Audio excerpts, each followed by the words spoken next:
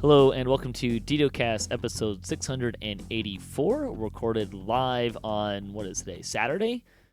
August 27th? I think this is Saturday. Hi, I'm your host, Patrick. Joining me this week, we have Epic. Hello, everybody. If you can't tell, Patrick doesn't know what day it is because life is crazy. It's August. It is Uh, Saturday. it is Saturday. That's good. I have at least that right today. We were just talking about how crazy things are. So apologies for not having a show last week, but last week was nuts. This week is less nuts. We can talk about skeletons in the closet. It's gonna be great. We're gonna have a lot of fun. I promise. I haven't had that much coffee. That's not why I'm crazy right now. This week's screenshot: a group celebrates getting their hardcore wings in the 564th screenshot of the week. Thanks, Gwen and the rest of the party. Real Sorkadin, Real ABC, Jasker, Carrots, and Arcanaverse for the submission. It's a nice, fun little shot. I believe that's in I'm guessing Feywild? Looks Feywild-ish? Or is that Possibly. the Pixie Village in Isle of Dread? That might be the Yeah, Pixie Village in Isle of Dread, because the stump and all. I well, think it's Isle of Dread. it's actually the little vendor symbol in the middle. That is a good indication as well. Yes, Yeah, so it's but a a good nice shot. picture. Yeah. Nice shot of the pixie wings. Have you got your pixie wings yet? What is that? Is that 400 RXP? 5,000 favor. Oh no, that'll. We're doing 2 lives, so that'll be next live. Yeah. I think my group is at like 12 or 1,300 favor. Because Patrick has been busy and not been readily available. It's my fault. It's totally my fault. Sorry, guys. But it's been fun. It's kind of weird how much I haven't done a 5K favor run really since season 3. And having done season 1, 2, and 3, and then this season, there is so much more stuff to run at lower levels. Holy crap! Yeah, there's a lot, and I'm wondering if there needs to be an adjustment in the reward in the future. But that's another topic. I don't know. I would say yes, just in the terms of to shake up the the vibe, so to speak, of what it means to play on hardcore. I feel like less because there was more favor and more because we're just like this is season 6 and we're just kind of getting good at this, right? Like season 1, like okay, 5K favor. Wow, you can't skip very many quests. Who remembers how to run Proof is in the Poison? Right? Like having those conversations. Yeah. Whereas now it's like, well, I've run this every season. Like I've run this a few times because of hardcore seasons, so it's become less of a problem to run, There's right? that, and you can skip quite a few more quests Oh yeah, we skipped a than you ton of could a couple 6s. years ago. We skipped like one quest before, like level 5 and below, and then we got a 6. Like, we're not gonna run that one. We're not gonna run that one. We're not gonna run that one. We're not gonna run that one. And we're still And so I, much fun. I bet I could guess what a lot of those are. Another Man's Treasure. Uh, the newer one out in was it Promise of Fire? I think that Really? Is that just because of the traps? yeah. Well, and it's like I've run that quest like 3 times, maybe when it came I out. weirdly really like that quest, but that's probably because of the Indiana Jones vibe that it has. I don't feel like I ever had the Indiana Jones vibe personally, but that's me. But yeah. So it's a lot easier. I would kind of like them to explore what would it mean and what kind of metrics could we possibly have to run hardcore in a different way than 5K favor. And I actually don't think the Reaper XP is like, I think that's actually still a good-ish metric. Although I think a lot more people are getting it, but I still think that's a good metric. Um, but I think the 5K favor, I would like to see them come up with something different. Not because it's necessarily a bad metric, but because I just feel like we should do something different at this point and have a different let's play hardcore differently kind of an idea, if that makes sense. I just don't. As you're talking, I'm thinking, and I don't know of anything off the top of my head that you could keep track of. But I I'm sure there's something. One thing I was kind of thinking is like, what could it look like if you turned in raid runes and like, let's say that you had to get a little token from like 5 different raids and you needed 200 raid runes or something like that from those raids. Okay, so I don't think that would work because you would have the masses turn out on the forums in anger, but maybe like a glorified scavenger hunt. Um, Sure. and you could, yeah, I mean, that would kind of be the same thing, except maybe just not raid specific. And you could have a lot of fun with something like that. You Yeah. you could use, instead of the raid runes, you could potentially use the bits from the different packs.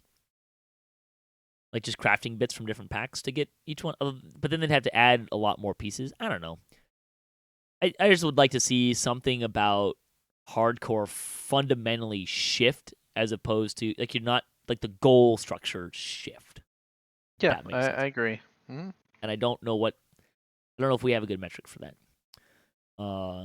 Wow, that was a sidebar. We like to talk about Dungeons and Dragons online Back nearly on every track. weekend.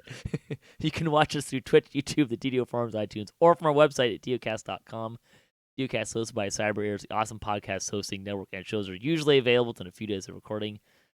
Should have a show next week. It is Labor Day, so might have to figure that out, but should have a show next week.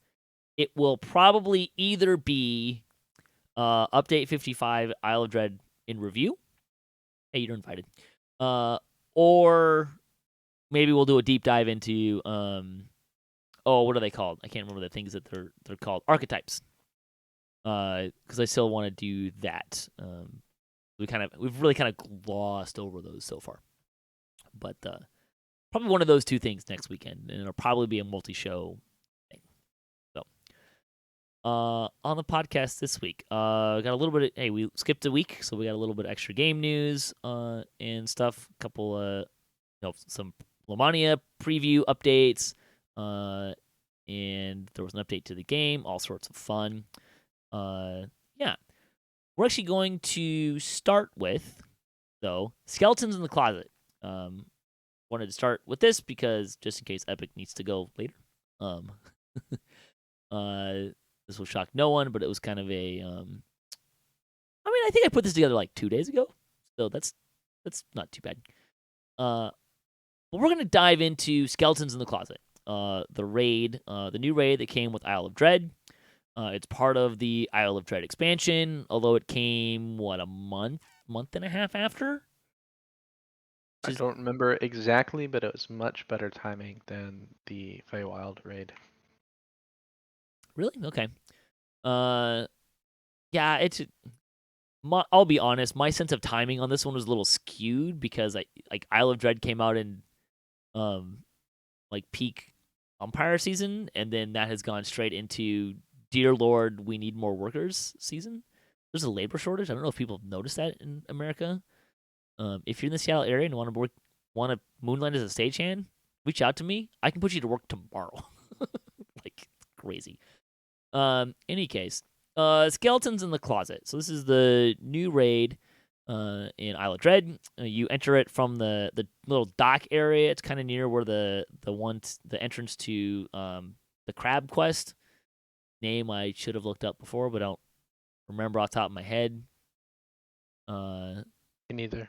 Yeah, but it's down by the It's the only docks. two in the public area. Yeah, easy to get to. Aside from the fact that Isle of Dread is public area is a little convoluted. Yeah, it's not the most convenient Yeah, design in terms of getting to. It's aesthetically pleasing, but it's yeah, not conveniently designed yeah. and getting to where you need to go. Um, I like it better. I'll be honest. I like it better than the Sharn public area. But Oh, much. I was disappointed how small in scope the public area felt in Sharn. It's not even the fact that the Sharn public area is small. I just hate the big long cord like tube to get from the different levels. Well, I'm not a huge, immersion player, but I, yeah, Sharn isn't Yeah, great with the immersion. it's yeah. In any case, skeletons in the closet. So kind of a rough overview of the whole thing. I'm gonna kind of divide this into 4 phases, if you will. There's kind of there's 3 different areas in the raid.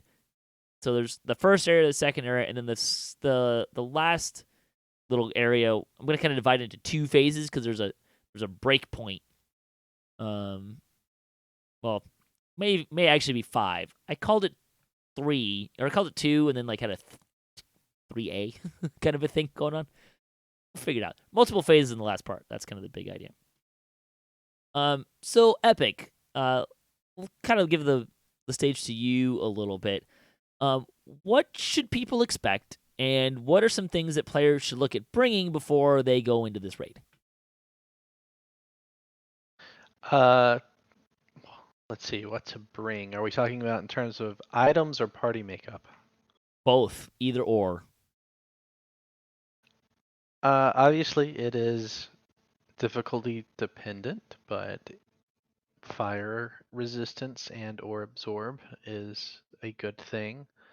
Potentially some sonic absorb if you are in a group that might not be the best at giving cues and directions. In terms of party makeup, you definitely want to have a healer or two and a tank. I would even say, especially on hard up, you're going to want something. I think my healer has around 4,000 hit points and decent PRR being like 200. It's my hardcore tune, so it's not decked out, but I can tank it on hard reasonably well. Um, so you're gonna want that, and honestly, somebody that is willing to give some directions, because I would not say that this is a raid where you can just all be quiet and damage your way through like some of the other raids that we have. From my perspective, what to expect? Maybe one of the, if not the coolest design boss in the game in the T-Rex. I would agree. Yeah, they did a great job. And a little bit longer of a raid. So hunts in, or not hunts in, but hunt or be hunted can be really quick, even with optionals. This raid is Uh, it can be, I think the quickest one we did, PJ, I think you were there. We did like a 10-minute run on hard or something like that. That was Um, really optimized, though. yeah, we were pushing that one. But typically you're looking at, That was I'd on say close hard, to, I think. yeah, and I'd say you're looking at 20 minutes at least, and maybe if it's a pickup group, closer to 30. Yeah, it. In terms of like the time, I wouldn't call it a long raid because Strahd, Shroud, uh, what's it called? Caught in the Web. Like those to me are kind of like long raids, but it's not Vision of Destruction either. Um, I would even say it's probably a little bit longer than Dryad. Um, That's fair, and it can probably be said that it the time it takes is dependent upon the group and not yes, necessarily uh, because the raid itself is long. yeah. There's not mechanics that are gonna make this a super long or like gonna like define the length of this raid. In the sense that you're not gonna find yourself having to wait for certain things to happen. It's really driven by how fast you can complete the different sections. And there are some, and we'll get into the details, but like the first phase, like you could easily spend extra time there because you're not coordinate. You don't have a high degree of coordination. And like when you get into the last area, you could run into the last areas are going to be like your DPS check to a certain extent. In that, if your DPS is better, you might go through that phase a little faster. Also, survivability is gonna, like, how can you keep people alive? In that part is gonna kind of factor in a little bit more on how fast you're moving through the paces, if you will. Um, I would say in terms of what to bring, and we'll explain why. Something that's gonna kind of stand out. Potions, not so much, right? Like, you're not gonna need disease or curse immunity or anything like that. But a couple of Bigsby hands are gonna probably be really beneficial for your group. And we'll talk about why, and we'll give you some alternatives to that in particular. But we've been making really good use of Bigsby hands in this raid, which is not something I would say that is normal, even for us. So yeah, in terms of like what to expect, like you were talking about, the complexity and having communication is going to be important in this raid. I have the opinion, I don't know that Epic shares this. I don't have the opinion that this is a super complex raid. There's only really, for me, there's only like two things that the party really needs to be able to handle that are outside like just normal ish gameplay. Now, granted, they can wipe your party for sure, but they're not. I don't also consider them like super complex, but they are time sensitive. And that's the part that I think is going to catch a lot of parties off guard, or new players in the raid off guard. That time sensitive part. You need to be able to react to these couple of mechanics in a efficient and quick manner. And if you don't, you're going to lose a lot of players, if not party wipe entirely. Yeah, I don't disagree. I do think I don't know what definition we're using for complex. It's not hard to understand. Right. Um, I do think outside of a dedicated group of players, like a raid, or not a raid, but a guild group, or folks who communicate well and run regularly with each other, I think a pickup group is going to run into some issues. Just simply, it's the communication piece that a lot of them lack. Right. Yeah. I think though, even that said, I think a pickup group with some decent communication and a couple of key roles being held down by some people who are familiar with what's going on, I think you could complete hard. It would probably take you 30-ish minutes, and a lot like PN kind of could do that. Um, I went in with not our guild, but another guild that I run with, do raids with fairly regularly. We completed hard on their first real attempt. Like, there were a couple people that had run it before. It was a little rough around the edges, and it was longer because players died, and there were a couple times where we were down to 4 or 5 people alive, but we still completed it.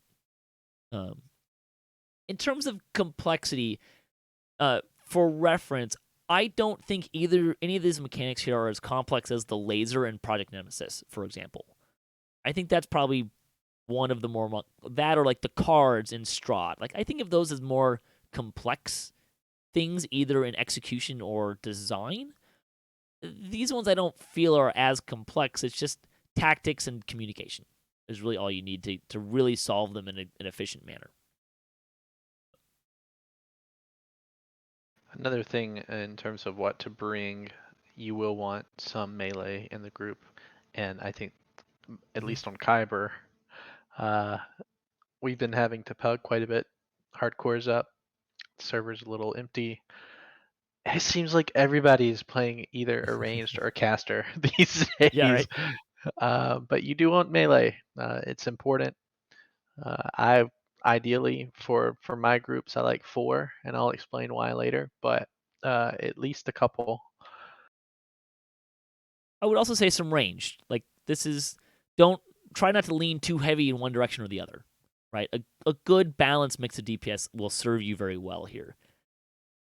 Something else I'll mention too, if you are gonna push the difficulty for your group, whether that means R1 or R5, good luck. You'll probably want a second tank. You'll probably want 2 tanks for that, and we'll kind of explain why when we get later. But that's something that I would consider as well. Yes, I think it's required. Yeah. R1, if you had a good tank and a really good like dedicated healer, and those two were on point, I think you could do it. I think we did do it. That's probably true. I think, yeah. Although I don't. in fairness, we did have someone that was kind of dealing with with Ghost Flame We as did. well. So It wasn't a dedicated tank, right. but we had someone take her. Right. Should we get into the phases? Sure. So the first section, we'll just say really quick off the bat. When you zone in, there's going to be kind of a little entry area, and you're going to go up to a door, and there's going to be some runes that you search. And you click on the runes, and then we usually call it like a rune pillar. This would be great if I actually was not busy enough and not lazy enough and took some pictures. But it's like a pillar that will have a shield around it.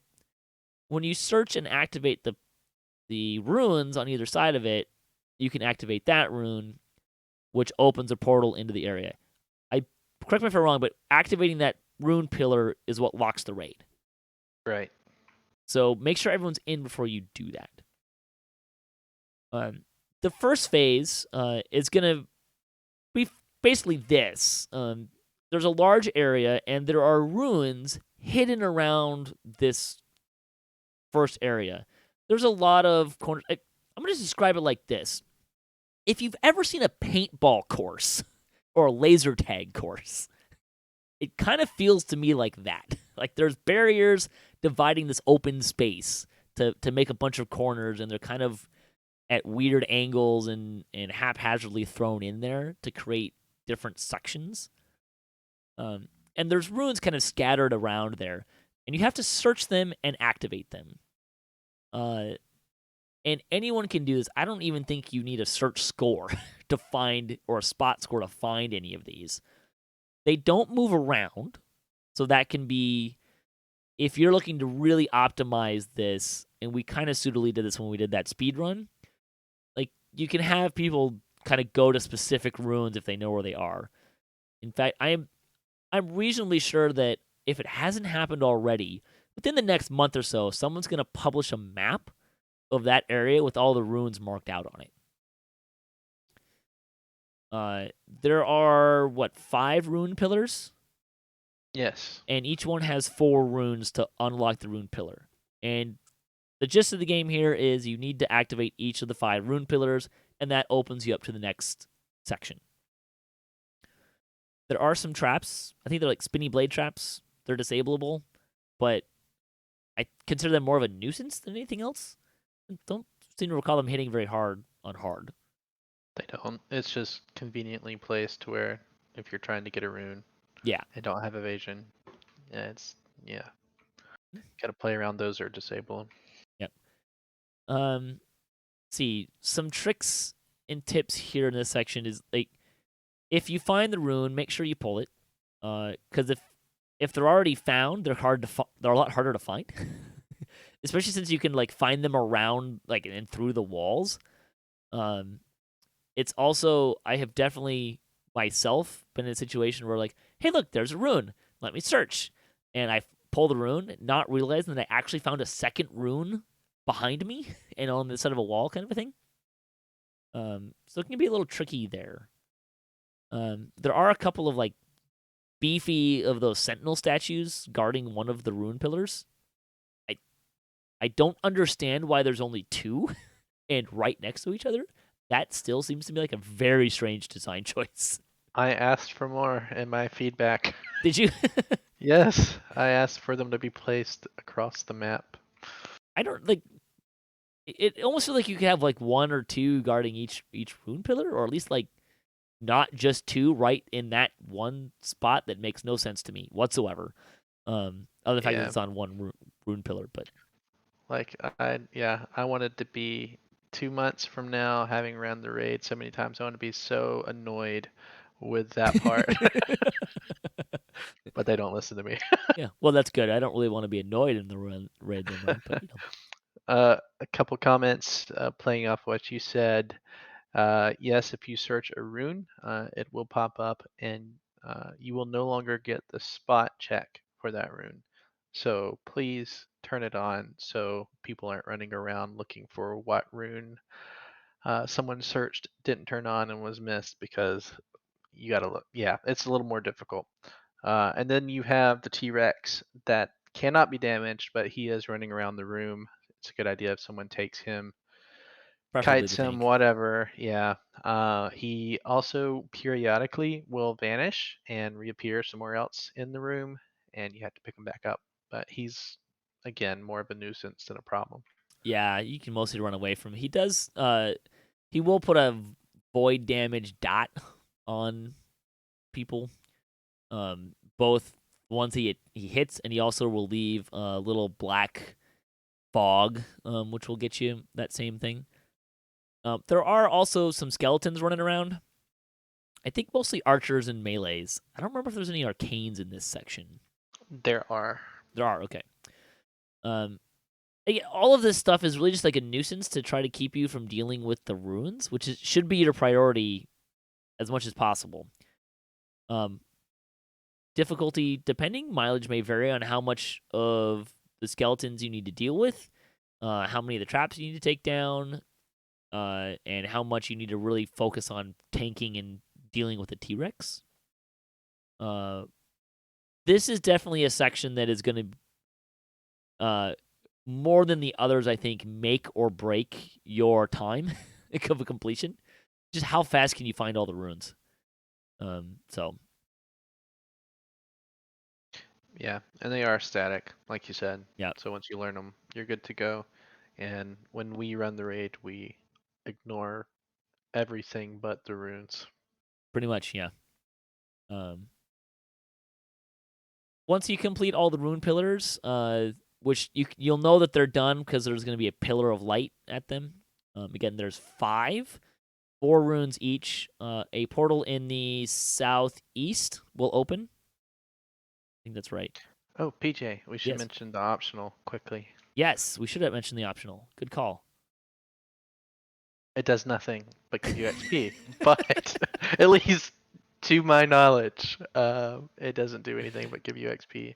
It's was fun figuring out on Lamb when we were play testing the raid, but there is an optional. I won't spoil it.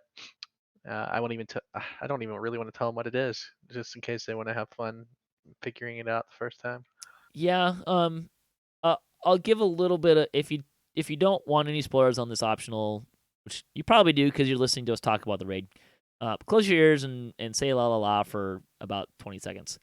Um, around this area, there are some runes that you can go and talk to, and you need to give them the correct answer. I think that's spoiler vague enough, right? Yeah, the little tablets. Yeah, Yeah, yeah. not really much to it, but it can No, be kind of fun. you'll And get 10k, 15k yeah, XP if you do it.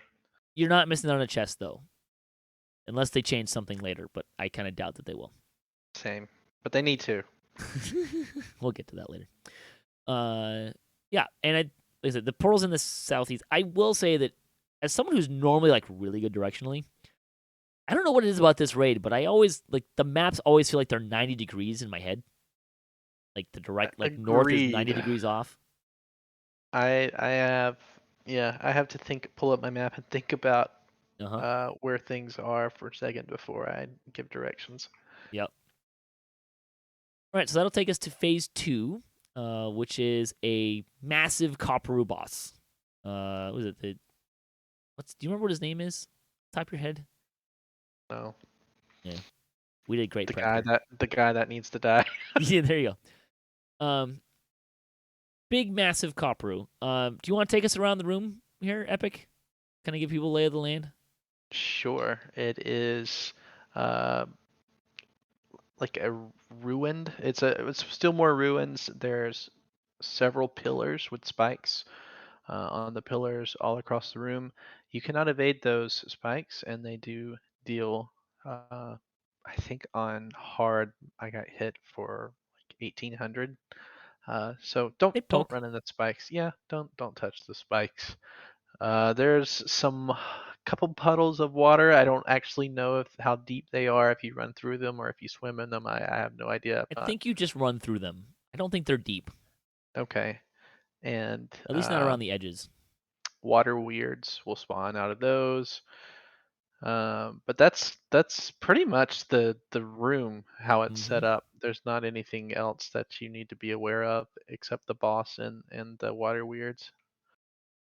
One of those does throw some circles.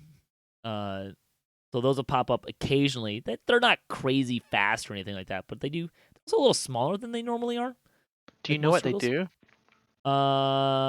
Some damage. They do more than that, and I found this out. Ooh. They actually will throw you. Um, so Was that what the that's throwing mechanic is? I guess because I that's how thought the I boss got. just threw you back. I guess that's possibly what it was, but I was standing in a circle this morning actually, just playing around, and when it disappeared, it threw me back into a spike. Hmm. So it's possible it was timed with something the boss did, but I almost wonder if it was the circles. I feel like I have been tossed not in a circle. Okay, all right. Because I usually get out of the circles. But you may be correct. The important part here, though, is there is a tossing mechanic related to what's going on here. Um, I have had great luck with positioning myself, the boss, and myself, not putting me between the boss and spikes, because you do get knocked back. And again, those spikes will hurt. Uh, and I've seen that catch some people off guard a few times and die from getting chucked into the spikes. The Kopru boss does do the Kopru bubble attack thing. Uh, it's a really big Kopru, and it uses He, mirror image. yes. This is probably the only part about this that's even remotely difficult. But if you mark him or debuff him or just have him hard selected Yeah. and he mirror image, you will. It's really easy to pick him out when he does that. He does teleport with this though, and occasionally, if you're relying on a hard target, he will occasionally like teleport depending on where he is and where he goes to. It is far enough that you lose your hard target briefly. So, um, marking is great, and it seems like I don't know if maybe you're having the same experience as I have with this, but I feel like you can't put 12 people together and not have someone have marking. Yeah, with a Dex trance, it's either ranged or even some melee that are Yeah. running it. So it's pretty common to have that, and Marcus Lee, but also like a dot, a debuff. Like you can examine him, and you'll see those effects will follow the one that you're trying to kill. The other ones do some things and damage and stuff like that, but again, like even on hard with a pug, like just focus on the right one. You'll be done in no time. This is not, It's pretty easy. yeah, He's relatively squishy. yeah, Um, Not a whole lot of mechanics going on. Don't kill the water weirds, they respawn.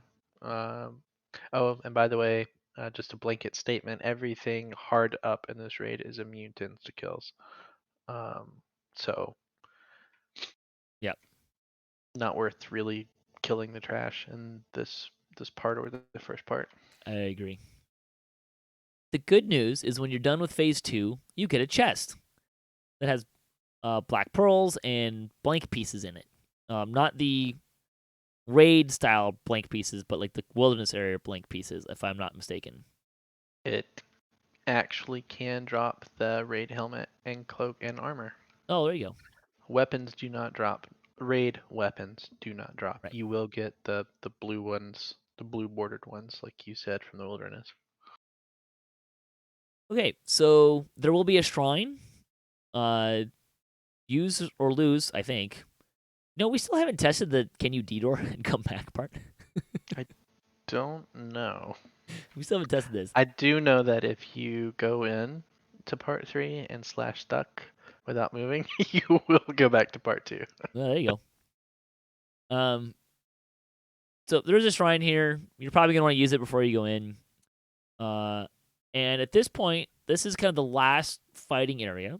You're inside a volcano. So it looks kind of fun. There's basically we'll say a ring, like a donut ring, with lava on the outside and the inside. That's kind of a fair-ish description, right?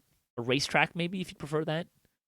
Yeah, yeah, that's a fair description. Um, when you spawn in, don't move around until everyone's ready to go, right? Because that's going to activate this fight. Let's talk about the room a little bit. Like I said, there's lava. It hurts, not obscenely. So it's not like the water in Lord of Blades. It's not going to kill you outright. But it hurts. I think it does. It do a stacking dot? I don't remember. Yes, it Yeah. does. So it'll hurt more the longer you're in it. The trash will walk through it like they don't care because everything I think in here is immune to fire. So, that it won't hurt them, but they'll run through it and annoy you a lot. In the center, you'll find the big bad of the raid, Ghost Flame, and on like a floating skull, if I'm not mistaken. Yes, she starts out there. Yep. And she'll mostly kind of be not a factor for a few minutes, right? She'll come into play in a little bit, and we'll kind of talk more about that. Of more prominent note, as you look around the room, there will be 5 raised platforms in the playing space. There's one in each of the corners, and on which is a purple hazy skeleton. It's going to be the same purple haze as the T-Rex in part 1. And then there's also going to be a larger one in the center. I believe it's on the right side as you zone in of the center hole, lava hole. Those are going to become very important, but we'll just kind of mention them for now. On each of those corner ones, there's going to be a purple hazy skeleton. And the goal in this phase is to kill all of those skeletons. They will become active one at a time. I believe the pattern is the same every time. Yes, every time.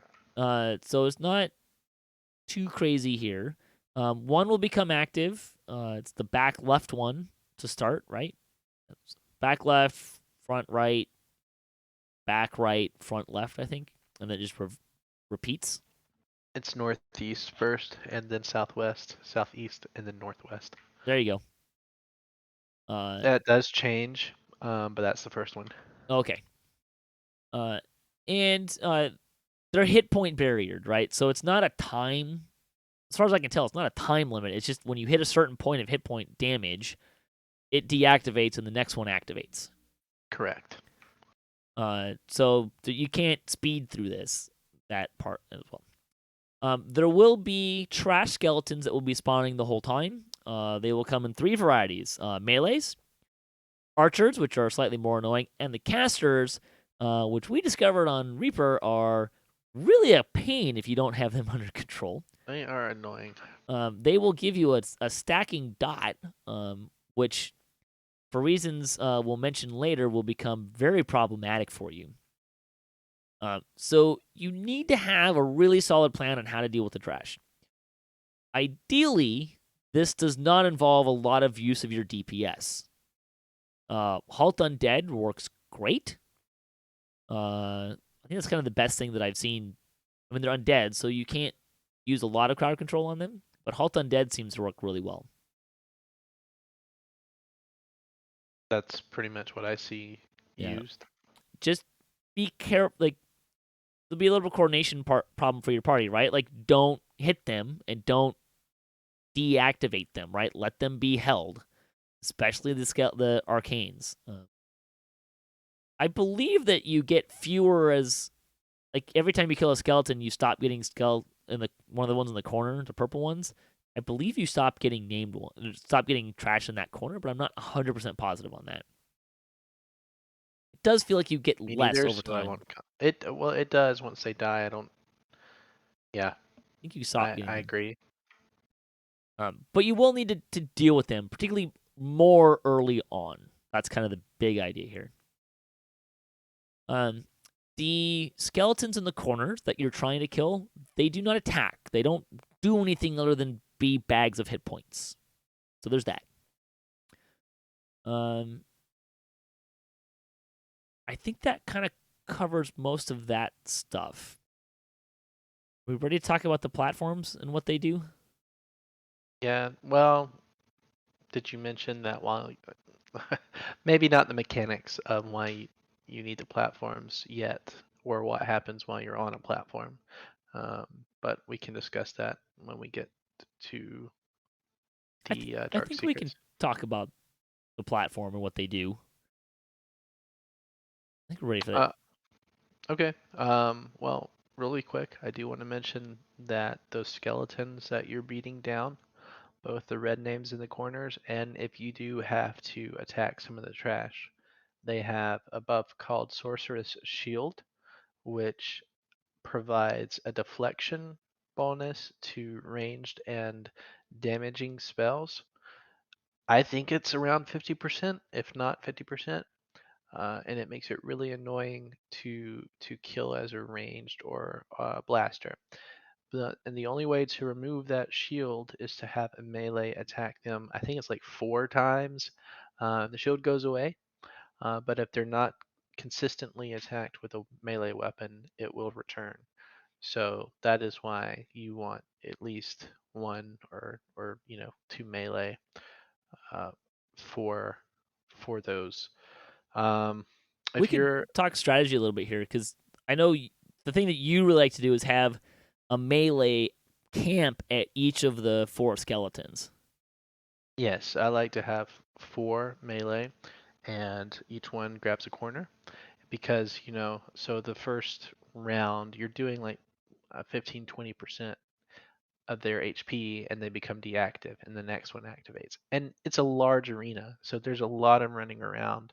But if you have one melee in each corner, ranged and casters can float to each one as they become active. And it reduces the time spent on these phases at least half. It's a huge benefit if you have 4 melee.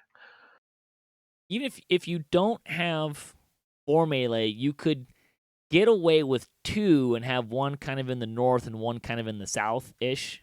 Like you could go, they could ping pong back and forth between the two. It's not Yes. perfect. It's not as good, but it works. Yeah, we've had to do that before as well. But yeah, that deflection thing that you mentioned is that's why you really need to have some melee, which is a good, actually, pretty good design. I kind of like that. Oh, I loved it. Yeah. Yeah, it was genius. Um, at a certain point, so as you're kind of going in the circle, right? It's not a circle, but you're going between them. After you complete one circuit, meaning that you've hit all 4, when the 4th one deactivates, the T-Rex will come back in its purple form, which means the void damage dot will be there, um, and it will also checking the memory banks. Pretty positive that it will also start applying a debuff, which will reduce hit points, like percentage hit points. That debuff only stacks 5 times, so it's not anywhere near as problematic as Lord of Blades. But it is something. Each stack, I think, does more percent than Lord of Blades, but it's not as much total overall.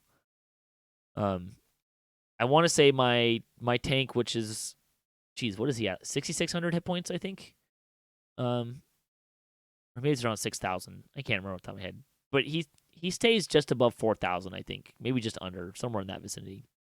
Um, but it'll reduce your hit points by a bit.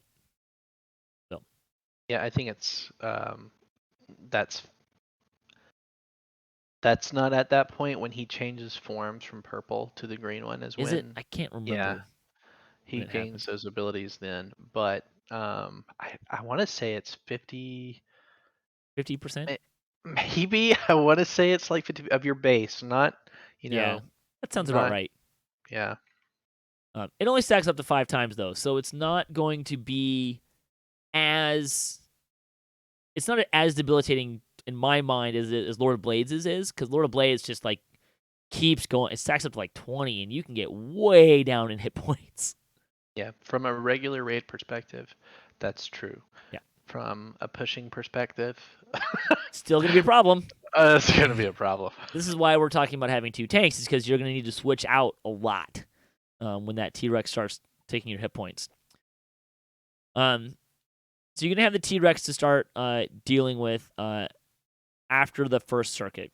When I'm playing my tank, I actually go with the group, the first circuit, and apply my quote DPS to the skeleton for boredom, I guess. I don't know. Hey, every little bit helps, right? Anyway. Yeah, contribute. Yeah, it makes me look like I'm not just drinking beer and sitting doing nothing for a minute and a half. You will continue once the T-Rex is up, you will continue dealing with the trash skeletons. Now you have the T-Rex, and you'll go until the skeletons reach what, about half? I'm sorry, what's the question? When they stop, when only one stays active for like the rest of the time. Yes, that it's it's a little bit more than 50%, and then Yeah, the first one is Kellis that I think it's Kellis that you can kill, but maybe I'm wrong. I don't pay attention to the names. Okay. We should mention that the mini map will actually show you which one is active at any given time, so that can be helpful. Yes.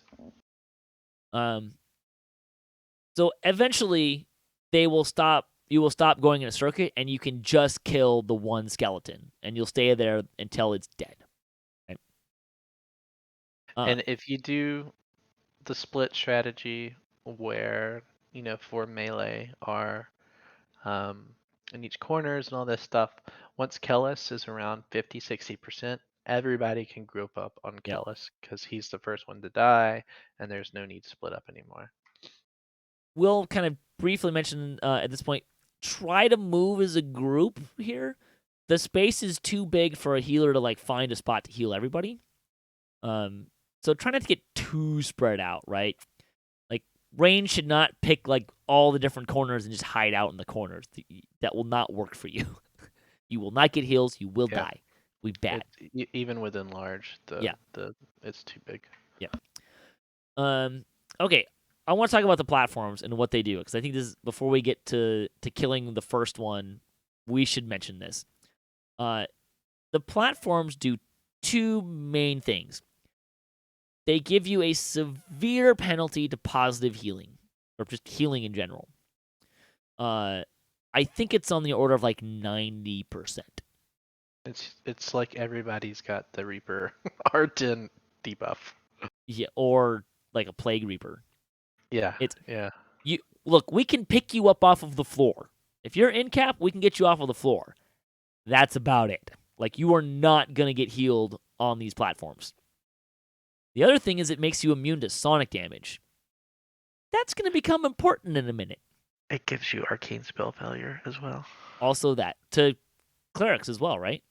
Yeah, it Everybody. affects your healing spells. Yeah. So, keep that in mind, because all these skeletons are on the platform. So if you're a melee and you are getting more attention from the trash skeletons than you want, you may need to get off of the platform to get some healing. Probably. When does Vecna's claws start? I don't know which phase she starts doing Yeah. that. It's not right off the bat though. It's It's not right closer. off the bat. Once things kind of get going, at certain points, we're not really sure when, 2 additional things will start happening in this room. The first is that Vecna's going to show up. He's going to have a conversation with Ghostflame. I think it's after the first skeleton dies. I'm not 100% of that, but I think It's that's close. when he shows up. It's around there. Yeah. Once that starts happening, he can put Vecna will throw claws on everybody in the group. what this looks like is there's going to be a red hand over you. I believe it's the same graphic that's in the quest, the first quest that takes you to the actual isle. It Um, is. and there's going to be a countdown timer. At about 3 seconds, it's going to smack you, but you can block it to avoid the damage. Easy way of understanding that: if you have a hand over your head, block. You don't need a shield, just hold the shift key and block. It'll keep you from taking that damage. And please fix it so that it actually goes off at 1 or 0 seconds instead of 3, because that just really bugs me. Yeah, I know, right? I can accept that the curse from Product Nemesis does damage ongoing because it's like until you remove it, it just keeps doing damage. This one is kind of clearly more. It's like the spectral strike thing, right? Like it's supposed to hit at Yes, 0. Please make it hit at exactly. 0. Yeah, I don't disagree. That's very true. The other thing that will happen is Ghost Flame will start throwing spells at the party. Uh, on depending on the level of your tank, on hard or normal as a tank, I just grab her aggro. The Captain America shield works great. You can't actually hit her while she's in the middle on her skull. You can't damage her, but you can grab her aggro with the shield. So that works great. Otherwise, I don't have a way of getting her aggro while she's on the skull. She will eventually leave the skull and teleport around the room, which means that someone will need to pick her up occasionally. On hard, it's not. It's kind of annoying to have to go and pick her up every time she does that. It's not a lot, but you might have to run around and pick her up. Which, if you're dragging a T-Rex behind you, is not the best thing in the world. Try not to run over your party as you're doing this. But you're gonna want someone to have her aggro so that she's not attacking just anyone. She throws some spells. I think Fireball, maybe Meteor Swarm. The big one though is Silence. That's the one that's gonna annoy your casters more than anything else. That, and she does debuff your Death Ward, she does Yep. Innervation, Yep. and there's another evil dot that does quite a bit of damage. Yep. And if she's not on a tank or someone tanky, she will She'll probably kill kill somebody. some of your. Yeah. Yeah, she'll kill somebody. This if you have when you're trying to push this right, like this is you definitely want to have 2 tanks. One should have Ghost Flame. One should have the T-Rex. And then, if you're pushing, what you're going to do is swap tanks between the two, right? So the guy on the T-Rex is, hey, my hit points are going down. I'm at 5 stacks. Need a break and switch, right? You're probably going to have to start doing that at some point. Something like that, Maybe 3 probably. tanks where one takes Ghost Flame and the other Possibly 2 that right there. are on the I don't T-Rex. I don't know. I don't the time. Yeah, that's. I've not even thought. I'm on a hardcore, PJ. I've not had time to think about pushing this raid That's yet. okay. We don't want to give everyone our push raid tactics until we beat it, right? At R10. Right, Yeah. exactly. Yeah. We have to develop those tactics anyways, We got to but figure out how to cheese it first. um, so that's something you're gonna want to consider is like how are you gonna deal with Ghost Flame? You can use Spell Absorb. That's a viable strategy. It will run out at a certain point, but you can use it. So keep that in mind. So those are the other 2 things that you're gonna run into here. Now, let's talk about what happens when you kill the first skeleton. Because this is where you're gonna run into those 2 mechanics that we talked about that are going to be more challenging and that the raid's actually going to get difficult. And you're going to have to deal with some communication and strategy tactics problems. Okay. The first thing that's going to happen is once the first skeleton is dead, the T-Rex is going to start dancing. And after a period of time, it's going to stop being this fuzzy purple. And it's going to be a real T-Rex, like not ethereal. It's going to be a corporeal T-Rex that is a zombie T-Rex and like Alchemist Fire green. Looks really cool.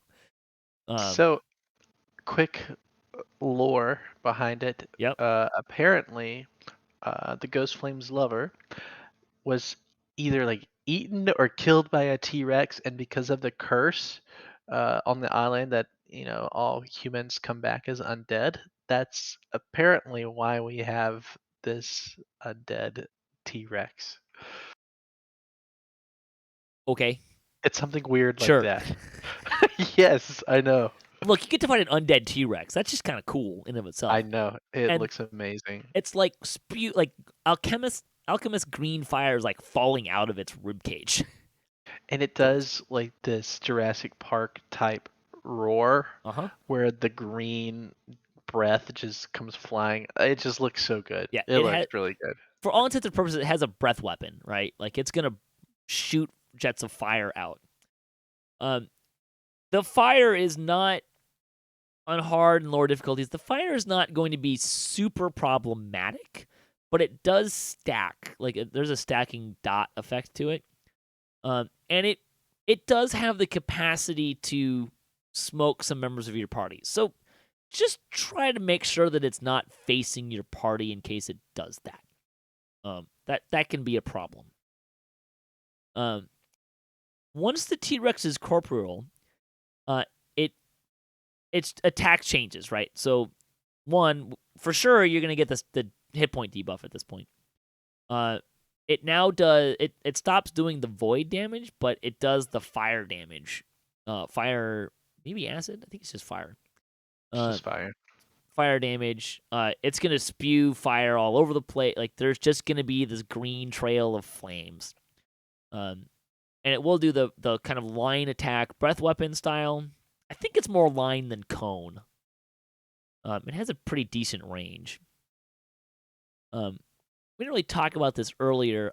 As a tank, I kind of like to, if you have a dedicated healer, you can kind of camp in one spot. I do kind of like to try to stay towards the middle or kind of pseudo-ish follow the party to make sure that I'm in range of the healers so they don't have to work too hard to keep me alive. Just, try not to run over the party as they're running between skeletons kind of a thing. The other thing that it gets is a special roar attack. It is not too hard to tell when the T-Rex is doing this. It's going to dance. It's actually the same dance it does while it's turning green. So if you're wondering what it's going to do, what the tell is, watch it when it turns green after you kill the first skeleton. That's what it's going to do. It's going to throw its head up in the air. It's going to dance on two legs. And what would you say, like 5 seconds, 6 seconds after it starts dancing? It's a very generous tell. Once you see it, once Yeah. you die the first time from it, you won't. You'll know when it's happening next time. The roar is going to do two things. The first thing is it's going to do a complete battle map wide ongoing sonic damage attack. So when the roar happens, you remember those pedestals that make you immune to sonic damage? That's where you need to be. Everyone needs to be on one of those without fail. If you are not there, unless you're like super special and it's a lower difficulty and you have a lot of sonic damage, you're gonna die. So make sure you get to one of those platforms. It is kind of generally a good idea not to be like away from the platform. So if you're ranging something, like you should be tight as a party so you can get heals anyways, because there is still trash and ghost flame running around. But make sure you're not like super far away from a pedestal, because you're going to need access to those at this point. The second thing is in its immediate vicinity, it's going to do massive fire damage around it. So that's going to be a concern. Although I have not tested this myself, but my understanding is if you're directly behind it, you don't get hit by that. So I've been told. I have not tested that myself either because I've not Skeptical. been melee. Well, Yeah. I've not been on anything to do it. So just keep that in mind that you're going to, especially as we get to kind of towards the end when we're actually killing the T-Rex, you're gonna want to be aware that if that tell happens, that I think I've seen people survive this, so you need to be like right behind it or get to a different pedestal. Even the biggest pedestal in the middle, it will still, that fire damage will encompass that entire pedestal aside from theoretically directly behind it. Am I missing anything about the T-Rex at this point? No, I think that's really those things is pretty Yeah. much going to happen for the rest of the raid. It's the roar. The roar is the the first big thing that you need to watch out for. The tank, if the tank's not on voice, someone else should be really keeping that T-Rex in their line of sight. You need to call the roars. If you don't call the roars, you will die and you will party wipe. Flat out. Like, that's just going to happen. All right. Let's talk about dark secrets. And I say we, like, the Lava Divers have developed a couple different strategies. Epic, why don't you take us through what the dark secrets are, what they do, and our strategies for dealing with them? All right, so dark secrets are these green orbs with I think they're orange. destruction. Are Are they they? orange? They're. Oh my God, I don't know now. You can actually I've find a read couple of this them in the right quest, like by the way. 30 times, and now I'm questioning myself. Regardless, they have, like the destruction skull Mm-hmm. on the spell destruction that That's clerics and orange. favorite spells get. Yeah, those are on them as well, and that is an orange. I know that part's orange. Regardless, once you kill one of the four red name skeletons in the corners, they will spawn. These dark secrets will spawn all over the edges of the lava donut, as it were. Um, these are squishy. It doesn't take much to kill them. And when one dies, the party takes untyped damage, which on hard, I don't know if it scales, so I've not paid attention, but on hard, it's like 200 points of damage. Not bad, but if you're not paying attention to it, or you kill a lot of them at the same time, it'll get you. Right. So if you kill five, that 200 points of damage times five, all of a sudden your party members are falling to their deaths and you don't know what's going on. Um, so you don't want to kill a bunch of them all at the same time. You want to, give a couple of seconds in between killing, giving your healers time to get the party together. And the way we do that is, let's say that you're in the um, northeast corner, you kill Kellis. He's the first red name that gets to be killed. You kill him, dark secret spawn across the map. We typically have, you could do one big B hand, or like today I put down four, one at each corner, but that, you don't have to do that. But designate where your party goes to stand. And the party stands there, makes it really easy for the healers to keep the party up as your range to pick off the dark secrets across the arena, or if you don't have range, you can designate one person to run around the arena and kill them themselves. Um, Either one works. Range is easiest because they can just, start killing several at a time, and the healers just heal the group. And that's going to happen every time that a red name skeleton goes down. So there's four. It's going to happen four times. Now, roar is Complications. something to pay attention to during this part because the T-Rex will roar, which means you have to get off your designated party area and go to a platform. But don't have a platform as your designated party area, or you cannot heal the party as you're killing dark And secrets. don't kill And dark secrets while you're on the and platform. don't kill them. Correct. The other thing is, okay, why not just take your time and do this all as you feel in your own time? Because the dark secrets have an explosion timer to where if they're not killed within 30 seconds, they explode and deal damage to the party. Um, I think it's more so, damage. yeah, I don't. It's not Yeah, I much don't more, but know. I think it's more. You're probably right. So that said, you got 30 seconds to kill them all. You can't kill them all too quickly at the same time. It takes some strategy, and that's best to talk it out before you get to that point and designate, all right, here's where the party's gonna stand when the red names go down. Ranged is gonna pick them off, and we're all just gonna stand here and heal. Two notes about this. One, the tank should not be there. Should be Correct. close-ish because you want to be. The tank will want some healing here because they're still gonna be taking damage from the T-Rex, maybe Ghost Flame, and the Dark Secret. So they need to be in range of heals.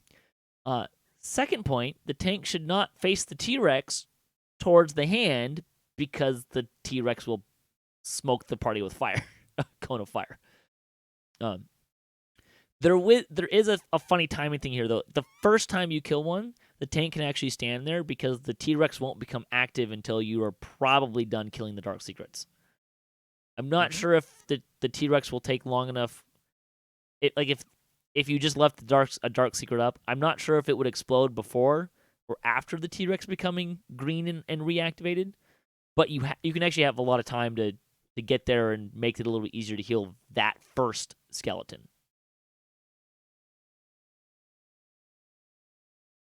But yeah, I find the big huddle up on the Bigsby hand and range them works really well on lower difficulties, even on hard. Um, even with if they're kind of shooting different ones, because you're all there and you can just use mass heals, maybe drop a healing wall right on the party.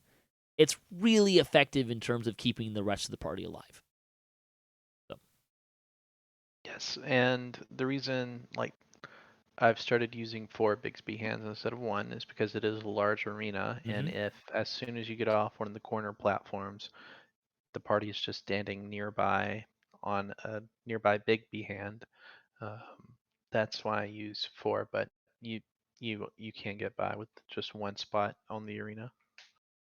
You may need to use, depending on how good your party is at following directions, you may need different color Bixby hands. um, Sure, and but draw distance is a concern. yep. If you're too far in a corner, you might not can see dark secrets on the other side of the Mm-hmm. arena. So just keep that in mind.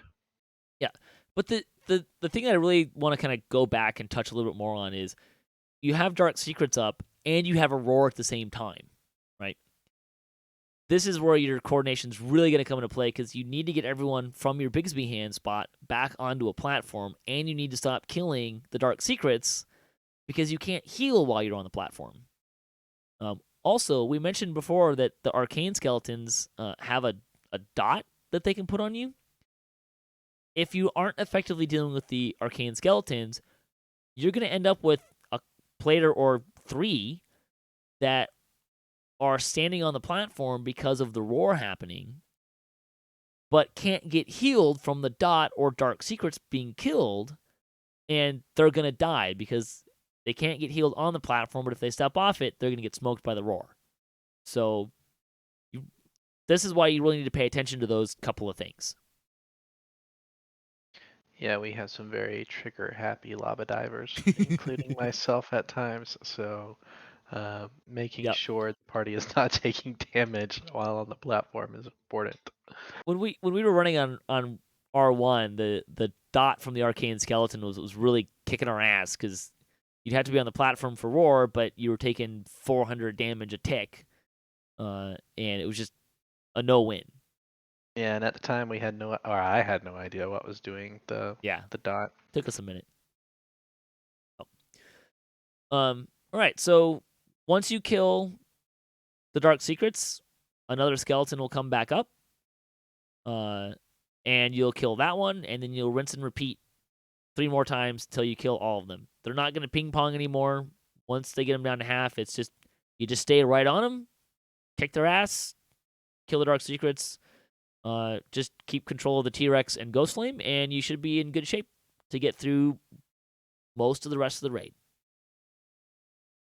Um, let's pause here because people are probably going to die in this section. Let's talk about the optional in here. It's very clever and I like it, and I'm disappointed. It just gives XP. There's no extra chests and there's no bonus chests for Or optionals in or this raid. even just impact the raid somehow, some way. Yeah, I don't care. Just do something. stop trash skeletons from spawning or something. I don't know. Yeah, anything like that. Like if they yes, I would take anything like that. You want to talk? You want to describe it? Sure. It's what's the name of it? It's like the wiki might know. Um, it's like Souls of the Dead or something like that. Anyways, so when you kill a red name skeleton, um, on that corner, you can probably select it by pressing Q or whatever your hotkey is for select target, but you'll notice these. If you're dead, you'll see skeletons floating in the lava, and at the top of the skeletons is the Ghost Flame's allies, or the tormented souls that you just kill, and you can go talk to them. They are not you can't get them until each red name skeleton dies. Um, and you can go talk to them for some XP, but to my knowledge, that's all that they do.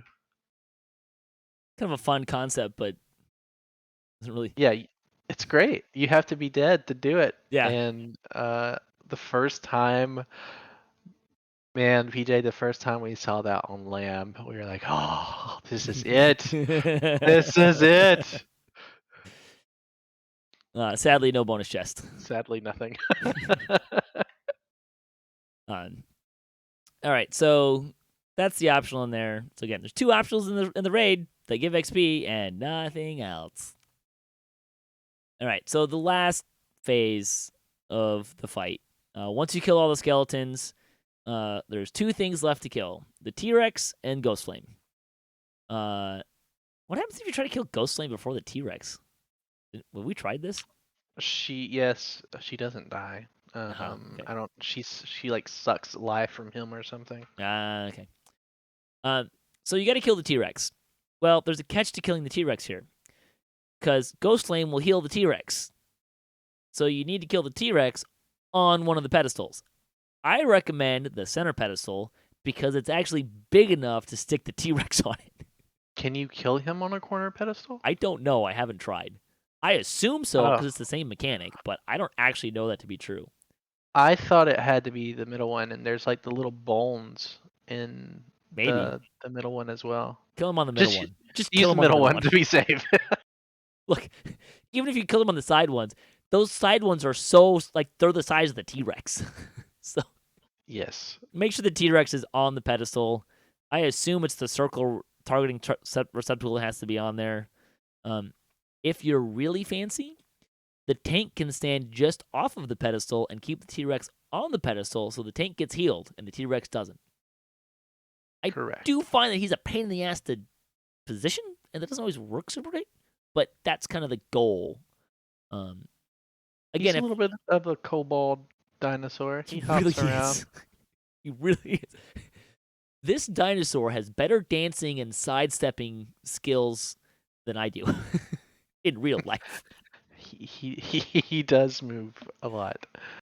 This dinosaur could kick my ass at hopscotch. And Roar is still very much a Uh-huh. threat at this time. So if he's on the big platform, and your party is just tearing his ass up, and he starts to do a roar, like PJ said, melee, get behind him. You should be fine. Range, there's no need for you to even be on the big platform. You could be in the corners. Um, but yeah, you're just DPSing until he's dead. And then you DPS Ghost Flame until she's dead. Yeah, and then you're done. Pretty And much it. congratulations, you've completed the raid. One chest. I think we've hammered that home enough. Okay, I have no. There's a Nope. horse, and it needs to be sufficiently beaten. Beat away. I have no problem with there being one chest because there is a chest in part two, but it doesn't drop runes, so you only have one chest with runes. And there are so many named items in this raid because of all the weapons that it is really, really, really tough to get what you're looking for. So much so, I have run this raid probably 40 times now, and I have bought two of the items that I needed and pulled one, and I'm still looking for others. And it's frustrating because they have made comments in the past that they understand if you put too many items into one chest or loot table, that it's not fun. Well, Here we go. here we are. You should have put, a second chest from the optionals because it is really tough getting loot. Yeah. Really tough. Yeah. I agree. Or up the runes that are provided for you, right? Sure.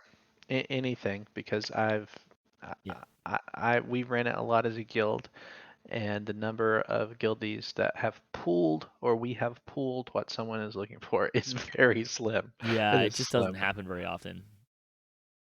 Um, yeah, I agree. You're 100% right. Like it is easily the most disappointing part of this raid. Again, not because there's not a second chest to get this, but because of how many items there are and how many runes you essentially need to get what you want. Because if you're trying to do a Yes, 5-piece set with the armor and 2 weapons, and or the helmet and the cloak, that's a lot of items to it get. is, and my warlock is in that boat. Mm. And again, I really like this raid. Um, I was very happy with it, but because of having to run it so much, trying to get what I need, I don't know. Just the experience long term could have been better. If yeah. I'll actually All right, throw the out what's horse is dead. I'll actually before we jump out, like, throw out what's probably actually the better solution is on the weapons to reduce the cost of the weapons. Isn't that like MA? I think I I think think so. That sounds I right. think a weapon might be 500 runes from MA, if I'm not mistaken. Yeah, we should. And if that's true, if I'm not lying, um, that would be a good solution. Even Yeah, 750 yeah, for a weapon. yeah. I agree. That I think that's actually the solution that we need to make this a more enjoyable experience in terms of getting the like doing the gear grinding. Linabelle, make it happen. All right. Anything else you want to say about skeletons? No, I like the raid. Yeah, It's fun. it's a fun raid. I like the mechanics. I don't think they're overly complicated. Um, they're finessable, and there's great opportunities for better tactics to really shine. So, a lot of Yeah, fun. good job, Torque. Just next time, let's not introduce the raid the same week as hardcore. Well, in fairness, that was not the intent. I realize that. Although, also in fairness, hey Torque, let's not release the raid a week before hardcore. Yes, there could be some better planning Maybe in let's terms just of release the content. raid with the expansion. I mean, there's the thought. No. I know. I know. Uh, Yeah. I mean, I definitely know SSG is realizing that raids probably aren't their um, cash cow, and yeah. I get that, but it is what it is. All right. I'm gonna transition us into game news. Hey, if you need to go to bed, feel free. But if you want to hang out, feel free to do that too. I would like to do that. I think I am going to take off. My dog is staring at me, so I'm going to take her out and we're going to go to No bed. problem. Thanks, PJ. I appreciate it. Yeah. All right. So I'll cruise through what we do have for news here. Update 56 had 2 previews since they had previewed each of the last couple weeks. Preview 2, the focus was on the named loot from Temple of Elemental Evil. So I want to kind of highlight some of this stuff. To start off, none of the existing Temple of Elemental Evil loot is changing at all. Everything you have from the static drops to crafted items is staying exactly as it is, including the minimum level, which was 7 or 26, or whatever else it may have had. So if you have an existing item, what would normally be called a legacy item, those items are staying there. So there is yeah. So if you have an existing item, it's gonna be there. New items. Items that drop from the revamped Temple of Elemental Evil will now be minimum level 8 in Heroic and 31 in Legendary, reflecting the raised challenge rating of the content. The temple has also been split into a large number of overall quests. We'll come back to that with Preview 3. Those quests need end chest loot. Each of the new dungeons has items that drop in that dungeon's end chest. These items were available at the test dojo. They're all new with the exception of sort of the armors, docents, and ropes. These are new items with new names, but have the appearance and effects of the old Temple of Elemental Evil fully upgraded armors. Crafting system isn't returning. We're going to get to that in detail later. They created static versions of the armors that don't require upgrading instead of one of the overall Temple of Elemental set bonuses. There are now 4, one for each of the 4 elements represented in the temple. Random encounter chests. Random encounter chests in the temple no longer drop named equipables, but that doesn't mean they're not worth searching for. There are some new augments to be found in the new temple, including rubies of Element Blast, an effect formerly found on the craftable weapons, and rubies of Implements element, which grants both an equipment bonus to that element spell power and the standard implement bonus found on spellcasting implements. There are both heroic and legendary versions of all of those augments. Kind of fun. Optional encounters. There will be a few tougher optionals in the new temple, and that's where you'll be able to locate the old named items you used to be able to find in the temple's random encounter chests, so sapphire, sting, etc. These items are unchanged, still retaining their current stats minimum level. They discussed upgrading these to a new power level and minimum level, but for balance and overall gameplay reasons, they decided to leave them alone.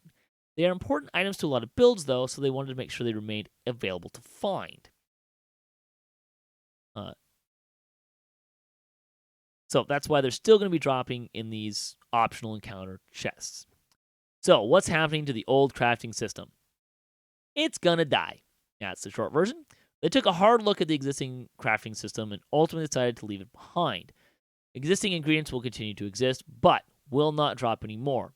Existing bases and crafted weapons and armors will continue to exist, but won't drop anymore. The crafting station will still exist somewhere, so if you have leftover ingredients, you can use them to finish anything up you might be working on. As above, they said before, they made static name versions of all the fully upgraded armors that you can find in end chest, but they won't be adding new weapons to this pact. So what that means is if you want a Temple of Elemental Evil weapon, you need to get that in.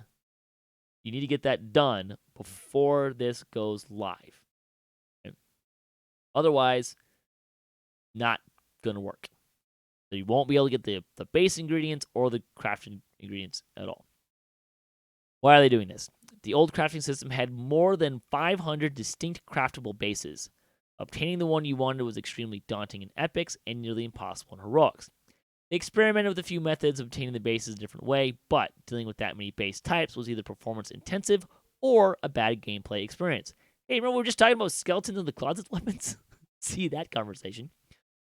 The existing crafting system was needlessly grindy in epics and almost impossible to finish in one life in heroics.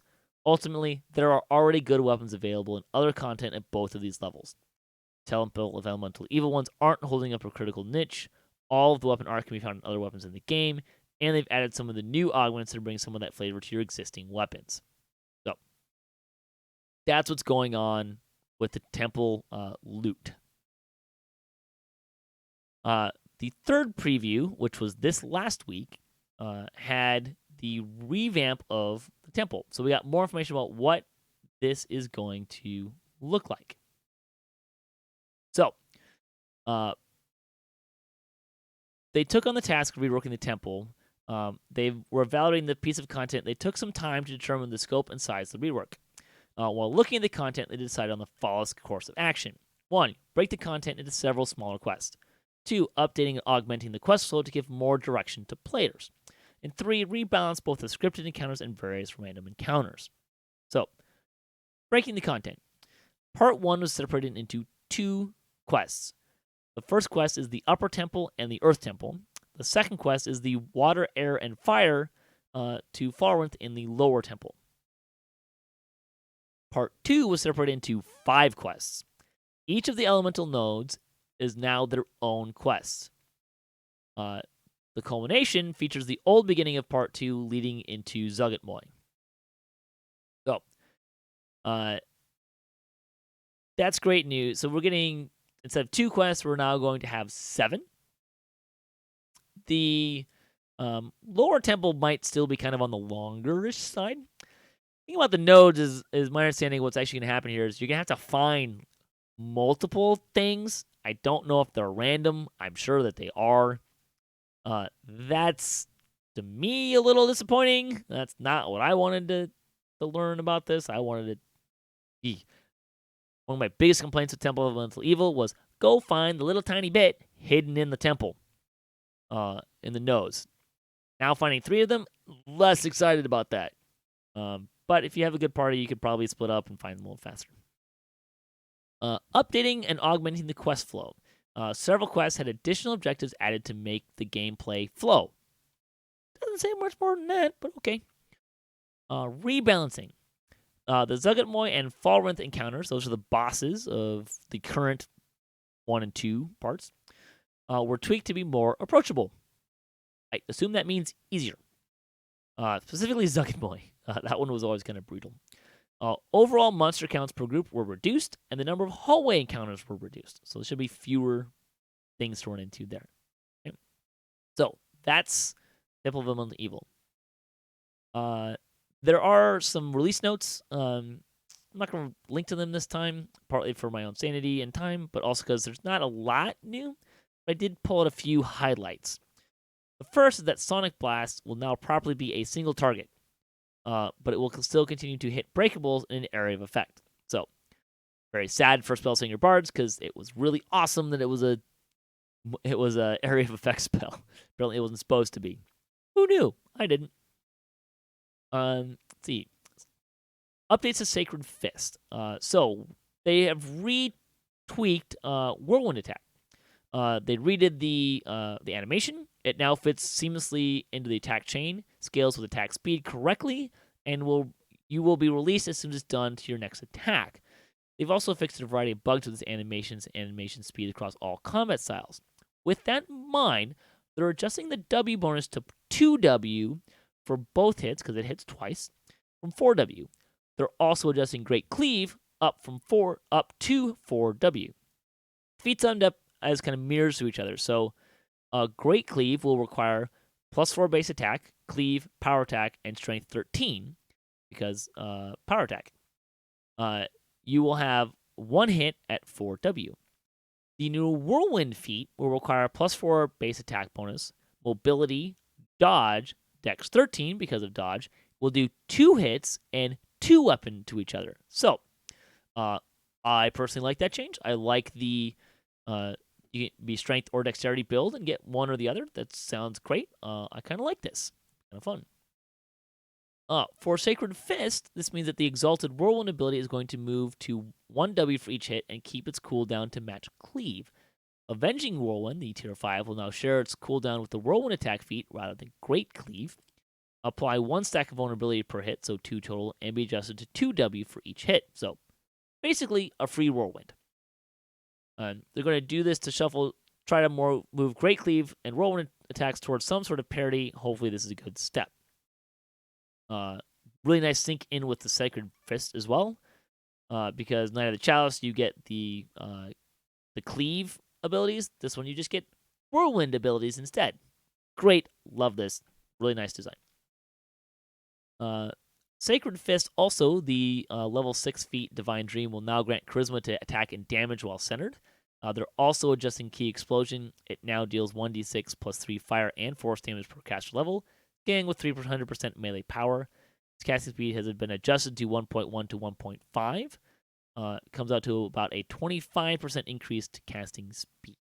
So, the other archetypes didn't really get major changes, so I didn't pull those out.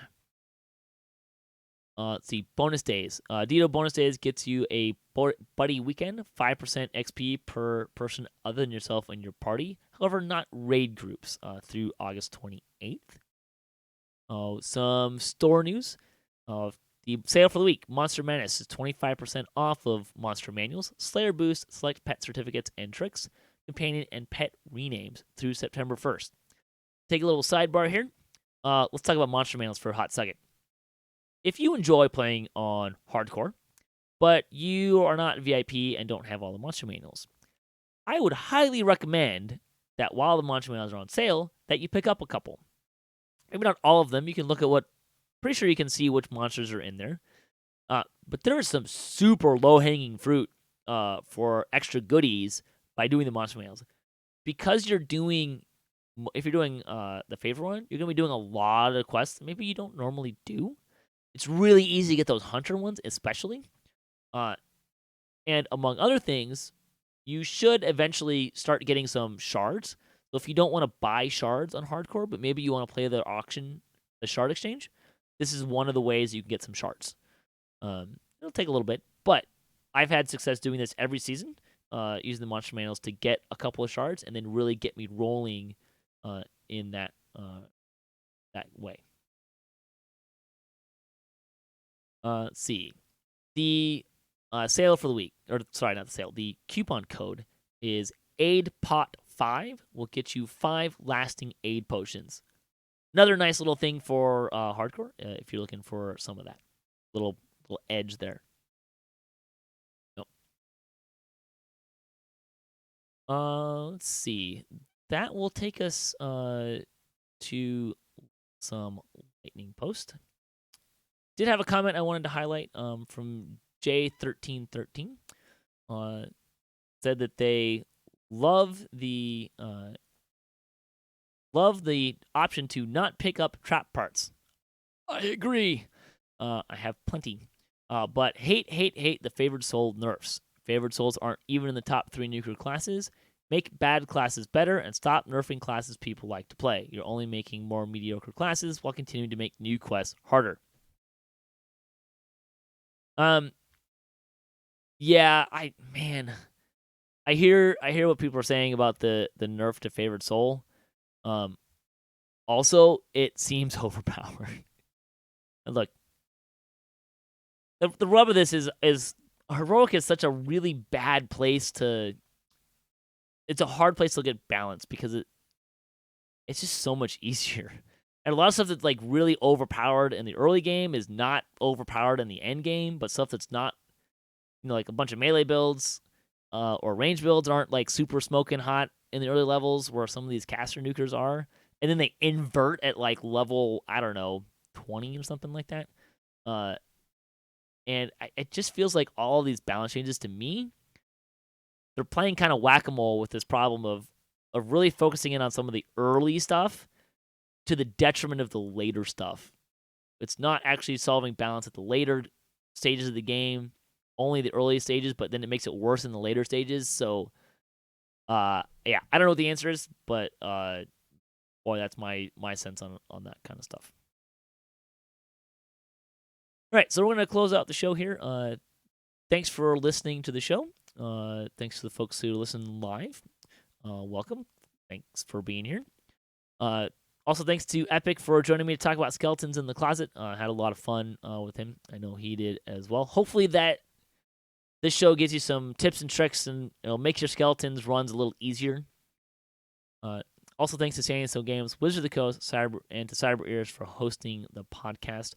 If you'd like to support the show, you can visit our website, DDOCast.com, or you can also support us on Patreon. If you have a DDO-themed webpage or a Twitch DDO and you'd like to be featured on our website, you can email us at ddocast@gmail.com. You can also hit us up at ddocast.com for show notes, MP3s, our calendar, previous shows, and some other fun stuff, including various adventures in DDO and D&T Tabletop. If you have a comment on this episode, a question that you hear us answer, a topic you'd like to hear us discuss, or you just want to say hi, leave a comment or email us at ddocast@gmail.com. You can also find us on social media and follow us for the latest cast updates at DDOCast on Twitter is the best place. So may all your attack rolls be crits, all your chest level appropriate, have fun, and don't forget to gather for buffs.